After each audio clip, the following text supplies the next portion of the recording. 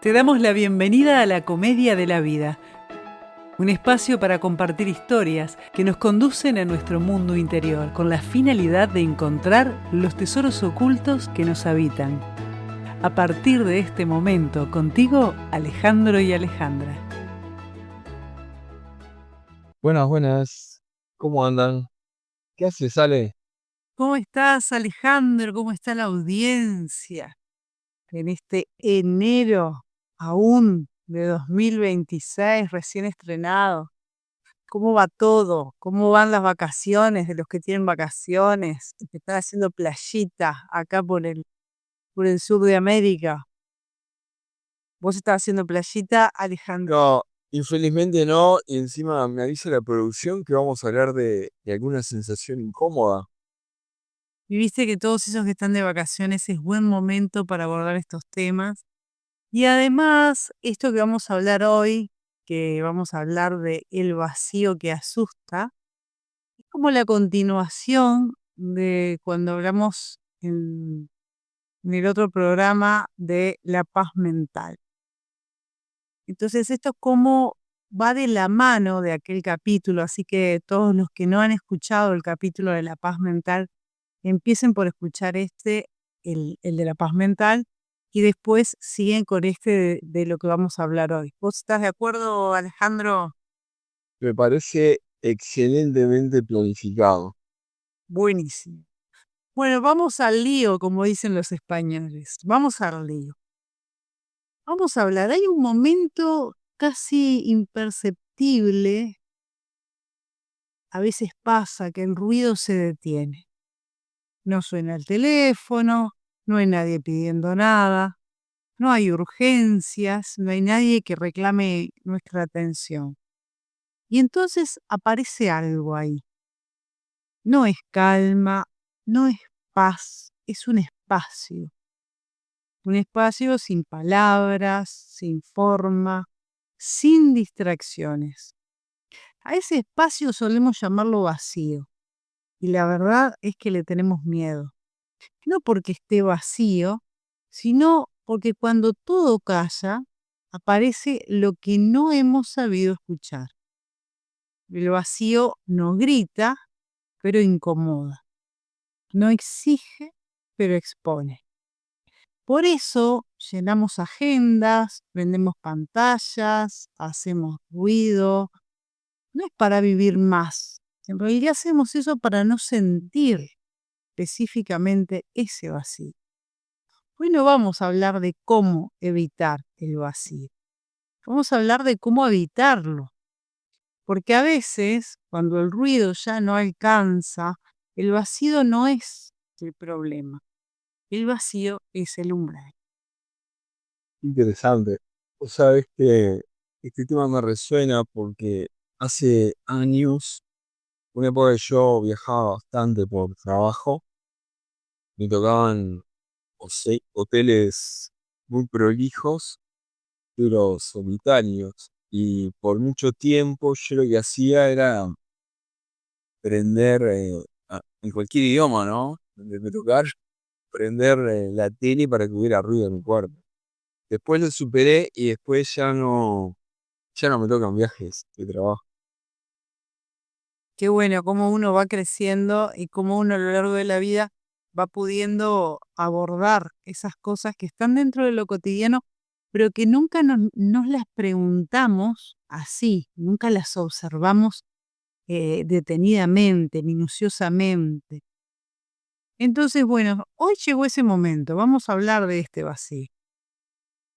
Y vamos a hablar un poquito de qué pasa en el cerebro cuando entramos en ese vacío.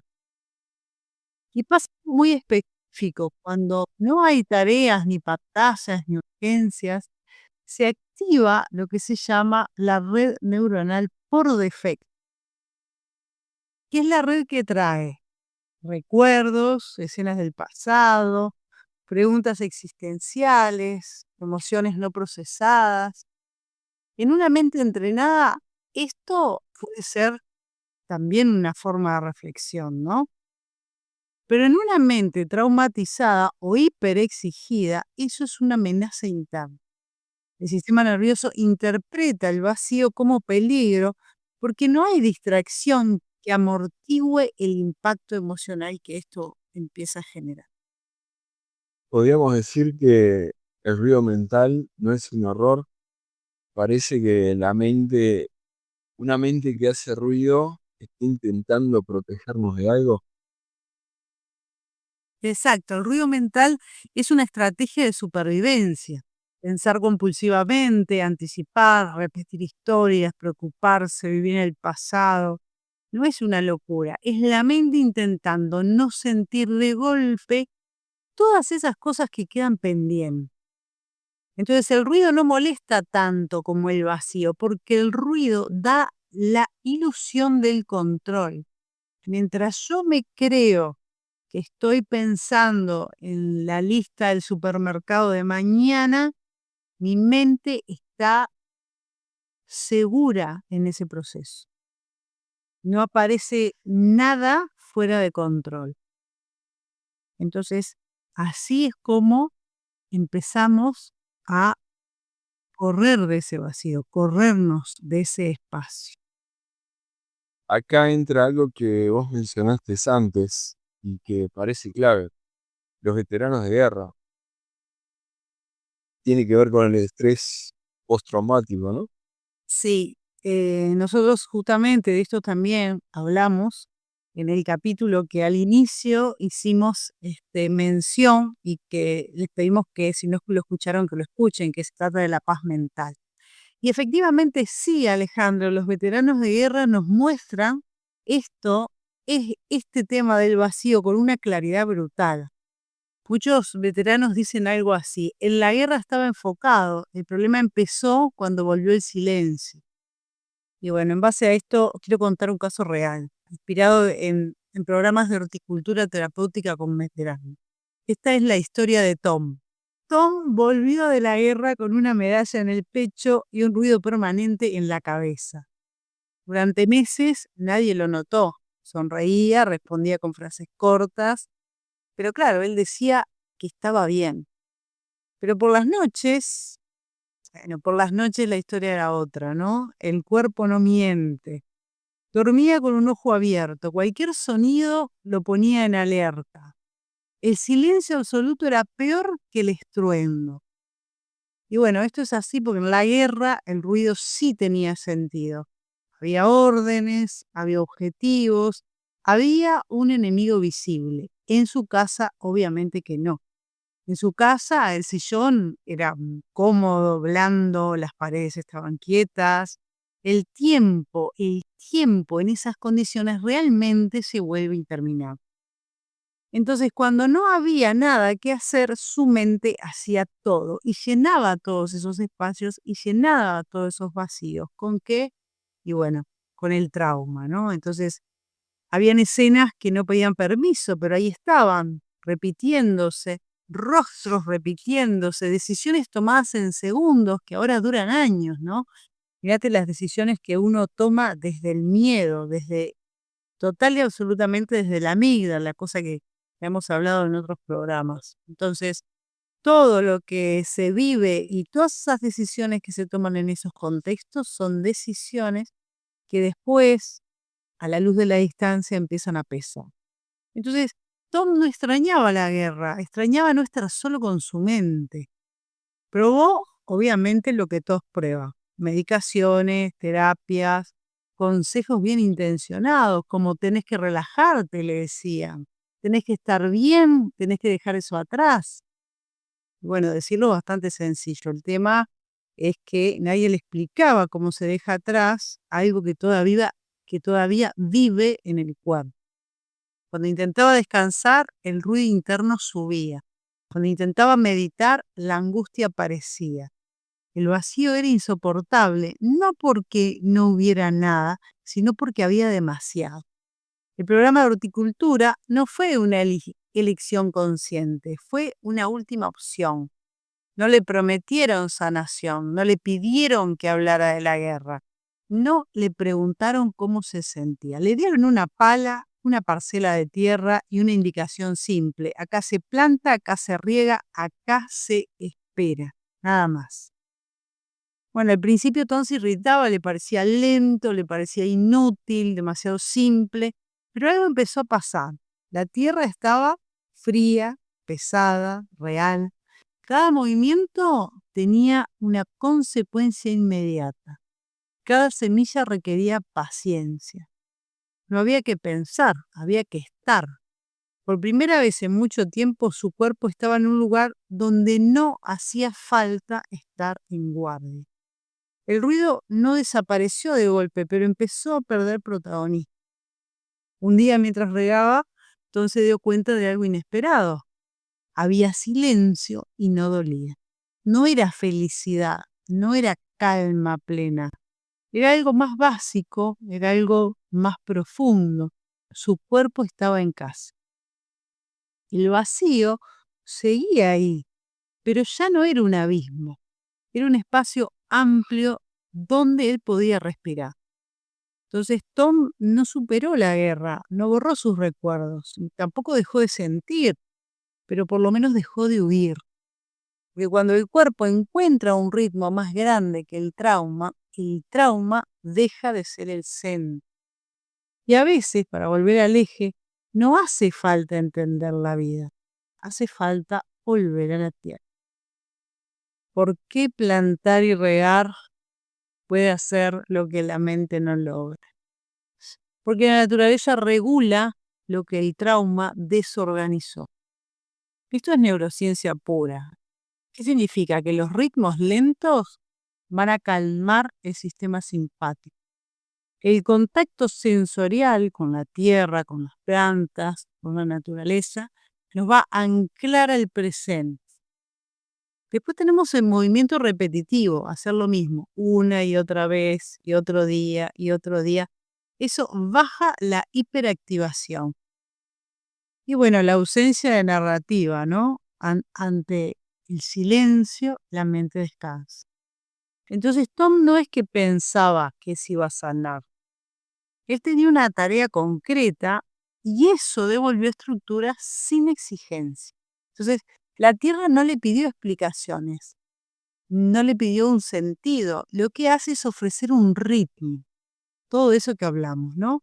El ritmo lento, el contacto sensorial, el movimiento repetitivo y la ausencia de narrativa.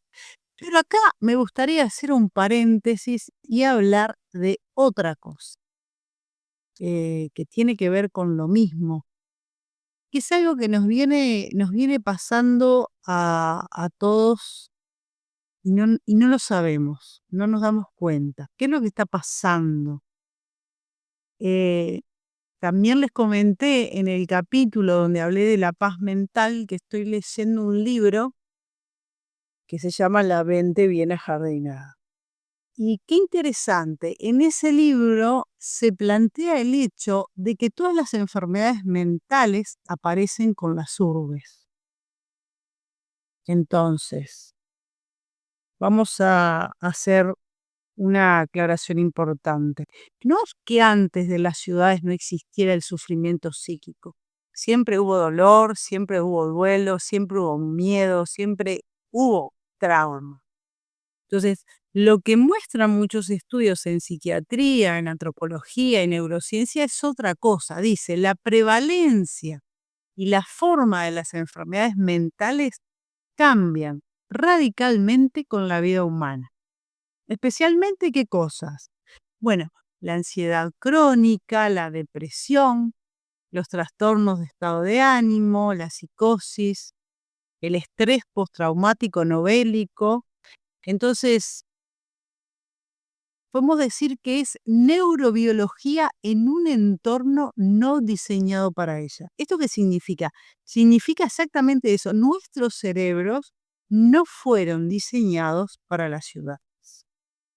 Durante más del 99% de la historia humana, el sistema nervioso se desarrolló en entornos abiertos, en ritmos naturales, estímulos previsibles, contacto directo con la tierra, el clima, el día y la noche, que es lo mismo que decir los ciclos, tribus pequeñas, roles claros y definidos. Entonces, ¿qué es lo que introduce la ciudad? La ciudad introduce estas cositas que las empezamos a ver y decimos, wow, ¿cómo estamos, no? La ciudad introduce el ruido constante, estímulos simultáneos, hacinamiento, anonimato, luces artificiales. Esto es una exigencia cognitiva permanente. Entonces el cerebro no lo registra como modernidad, lo registra como una amenaza sostenida. Yo siempre cuento que cuando yo me mudé al campo, automáticamente empiezo a percibir que mi sistema nervioso cambió brutalmente. Yo esto siempre lo cuento, de hecho ya lo he contado en algún programa, por suerte el público se renueva. Hasta tal punto que cuando yo empiezo a ir a Montevideo todos los días que iba a la ciudad, a mí me dolía la cabeza. Y yo pensé que no me iba a adaptar al campo. En realidad no me estaba adaptando al lugar de donde venía. Fue bastante curioso. Bueno, en conclusión, voy hablando un montón como siempre, ¿no? ¿Qué es lo que dicen los estudios? Hay hallazgos consistentes que dicen que las personas que crecen en ciudades grandes tienen mayor activación de la amígdala. El estrés urbano activa circuitos similares al trauma. Hay mayor prevalencia de trastornos de ansiedad y psicosis en zonas urbanas densas. El cerebro urbano vive, como ya dijimos, hiperestimulado y subregulado. En términos simples, la ciudad enciende el sistema simpático y casi nunca lo apaga. Entonces, el ruido urbano no es solo sonido. Y esto es clave para el tema que estamos hablando, que es el vacío. El ruido urbano es visual, social, emocional, informacional y simbólico. ¿Esto qué significa? Traduciendo a esto, que es lo que estamos hablando, podemos decir que nunca estamos solos, nunca estamos del todo a salvo y nunca se termina el estímulo. Entonces, cuando todo se calla, como por ejemplo en las vacaciones, en la noche, en el silencio, por eso me pareció interesante este tema ahora en enero, porque hay mucha gente en vacaciones acá en el hemisferio sur. Entonces, cuando todo se calla, la mente colapsa hacia adentro. Y ahí es que aparece el vacío que asume. Entonces, acá es importante aclarar algo. La naturaleza no calma la mente. Eso sería una idea muy simple. La naturaleza hace algo más profundo y es que regula el sistema nervioso autónomo. En términos neurocientíficos, baja la actividad de la amígdala, activa el nervio vago, sincroniza ritmos biológicos, reduce el cortisol, devuelve sensación de seguridad basal. Por eso, en contacto con la naturaleza, mejora el sueño, baja la ansiedad, mejora el estado de ánimo y reaparece la claridad mental. Entonces, no es un tema de sugestión, esto es memoria evolutiva del sistema nervioso. ¿Y por qué funciona? Que acá venimos al ejemplo de Tom, ¿no? ¿Por qué funciona incluso en personas muy dañadas? Porque la naturaleza no exige narrativa, es simplemente estar en presencia. No pide coherencia, es solo estar ahí y no demanda rendimiento. Es eso, es el aquí y el ahora. La naturaleza nos ofrece eso. ¿A través de qué? Del ritmo, de la repetición, de la pertenencia, de la previsibilidad. Justo todo eso es lo que rompe el trauma. Entonces funciona cuando todo lo demás no funciona, como por ejemplo la terapia verbal, cuando la mente está saturada y cuando el vacío se vuelve insoportable. Aquí es donde nosotros entramos en este silencio. La naturaleza nos obliga de alguna manera a conectar, a reconectar con eso que siempre fuimos. Y estábamos con Tom y nos fuimos al campo. Nos fuimos a las ciudades, a entender las ciudades y a entender el campo. Sí, tal cual. Volvemos a Tom. Dale. ¿Qué fue lo que cambió fue la manera de estar? ¿Qué fue lo que le hizo la huerta a Tom? Lo que pasa es que cuando él entra en ese contacto, cuando entra en ese orden, en esa situación repetitiva, en esa dinámica, en el tiempo de la naturaleza, él aprende a habitar el vacío. Entonces, el vacío deja de ser una amenaza cuando el cuerpo empieza a encontrar un lugar seguro, que además es un lugar seguro que nosotros tenemos programado en nuestro cerebro. Entonces, él no llena el vacío con ruido, lo volvió espacio, espacio habitable. Y cuando el vacío deja de asustar, el ruido ya no es necesario. Entonces aprendemos a navegar, y esto acá es fundamental, aprendemos a navegar en una mente en calma. No llenó el vacío con ruido. Sí. Podemos decir que a nuestra rutina, a nuestros cuerpos cansados, a esta forma de ir siempre un poco más, seguimos con el piloto automático. ¿Cómo podemos aplicar esto a la vida cotidiana? Bueno, esto es más que aplicable en la vida cotidiana. Quizás muchos están escuchando la historia de Tom, lo que hablamos de, de esto, y muchos puedan decir, yo no fui a la guerra. Y obviamente, por suerte, la mayoría de nosotros no ha ido a la guerra. Pero con mucha honestidad hay que entender algo. Muchos vivimos en un estado de combate permanente y no nos estamos dando cuenta. Por ejemplo, Tom dormía con un ojo abierto, en estrés. Nosotros dormimos con el celular al lado. Tom reaccionaba ante cualquier ruido. Nosotros reaccionamos ante cualquier mensaje, ante cualquier estímulo. Tom no soportaba el silencio y la verdad que nosotros tampoco. La diferencia no es la intensidad, es el contexto.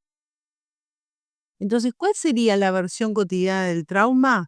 Es la siguiente: no hace falta una guerra para que el sistema nervioso viva en alerta. Hace falta exigencia constante, que es lo que todos vivimos. Hace falta no parar nunca, que también forma parte de lo que vivimos. Y hace falta sostener más de lo que el cuerpo puede. Entonces, Tom tenía imágenes intrusivas. Nosotros tenemos pensamientos repetitivos, como un disco rayado. Ya lo hemos hablado tantas veces a esto también, ¿no? Entonces, Tom estaba hipervigilante. Nosotros estamos hiperdisponibles. Entonces sentía a salvo solo cuando había una misión. Nosotros nos sentimos a salvo cuando estamos ocupados. Entonces, ¿qué es lo que toca acá? Y bueno, toca hacer el mismo camino de regreso. Por eso lo que salvó a Tom no fue hablar más, ni entender más, ni analizar mejor. Fue encontrar el ritmo más lento y adecuado para abordar ese miedo al vacío. Y bueno, y eso también nos está pasando a nosotros, ¿no? Cuando digo nosotros, hablo de nosotros como seres humanos cotidianos, como sociedad, como personas. Entonces, tenemos que animarnos a caminar sin auriculares, a tocar una planta, a sentir texturas y darnos cuenta que eso también forma parte del presente, habitar el ahora. Por ejemplo, cuando cocinamos sin apuro, cuando respiramos sin objetivo y solo nos dejamos sentir nuestra respiración. Entonces, esto no tiene nada que ver con romantizar la naturaleza, tiene que ver con hechos medibles y comprobables. Esto realmente es biología. Entonces, ¿cuál es el mensaje oculto acá? ¿Qué es lo que tenemos que ver, que encontrar? Que el vacío que asustaba a Tom no es distinto del nuestro. La diferencia es que él encontró un lugar donde el vacío no exigía explicación. Tal vez no necesitemos huertas ni guerras para entender esto. Tal vez solo necesitemos dejar de huir cuando todo se queda en silencio. por lo menos ser un poco conscientes de lo importante que es para todo nuestro sistema nervioso comenzar a habitar esos vacíos, que es lo mismo que decir comenzar a habitar el presente.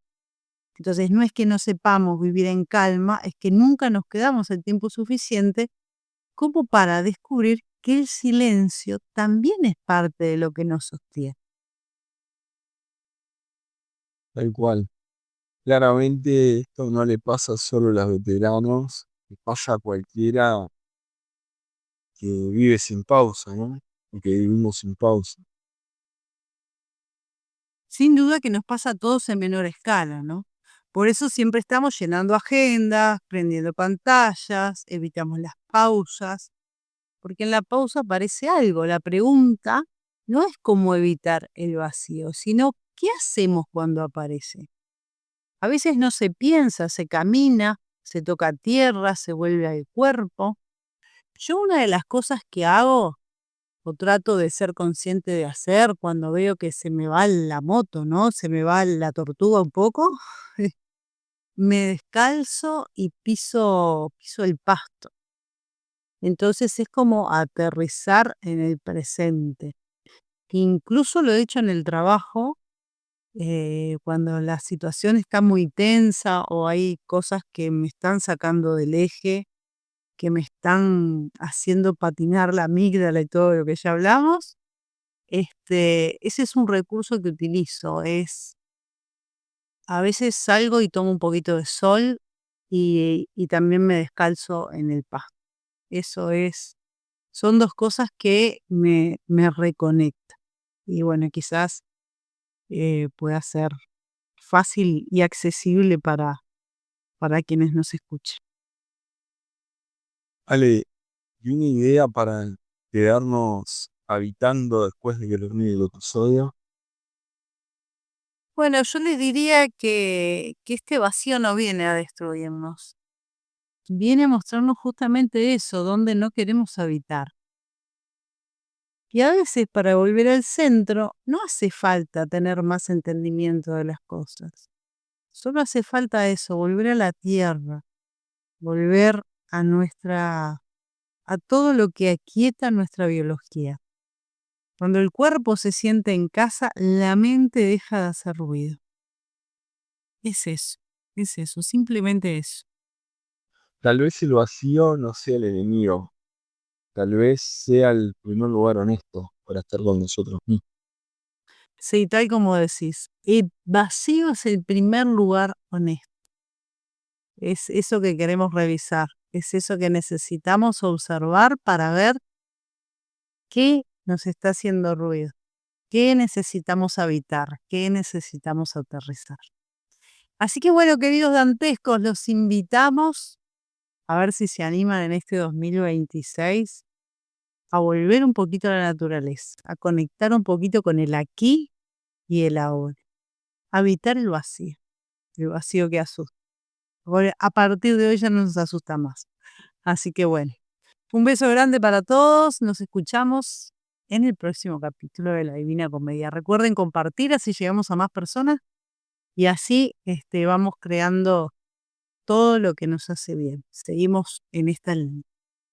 Abrazo grande. Gracias por acompañarnos hasta acá. Te esperamos en el próximo capítulo.